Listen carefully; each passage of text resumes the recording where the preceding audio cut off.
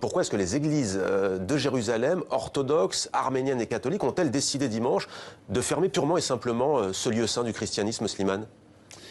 Parce que ce qui s'est passé cette fois-ci, c'est que Israël a gelé des comptes de certaines églises, des comptes en banque, et menacé d'exproprier les églises qui ne payaient pas l'impôt qui leur était réclamé. Or, qu'est-ce qui se passe? C'est que depuis 1967, quand Israël a annexé la Jérusalem-Est, et depuis 1980, quand il l'a occupé en 67, annexé en 80 et déclaré comme capitale éternelle de l'État d'Israël, l'administration israélienne envoie chaque année aux églises, mais aussi à leurs dépendances, c'est-à-dire les hospices, les centres sociaux, les hôpitaux, les orphelinats, les écoles, leur avis de paiement d'impôts. Et alors, chaque année, ces églises remettaient les enveloppes qu'elles recevaient du fisc israélien et les renvoyaient à l'administration israélienne. Pourquoi elles refusaient de payer?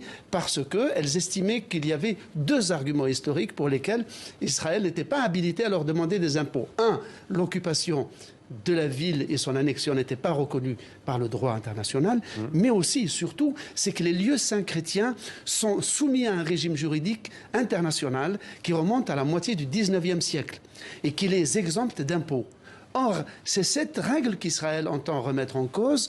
Par exemple, il veut préserver les lieux de culte de l'impôt. Par contre, toutes les dépendances, c'est-à-dire, comme je l'ai dit, les hospices, orphelinats, centres sociaux, écoles, il veut les imposer parce qu'il les considère comme des lieux lucratifs. Et ça concerne à peu près 800 à 900 sites dans Jérusalem, parmi lesquels 15 sont sous la protection de la République française depuis 1901. Ils font donc, leur exemption fiscale fait l'objet d'un traité international signé entre l'Empire ottoman et la France.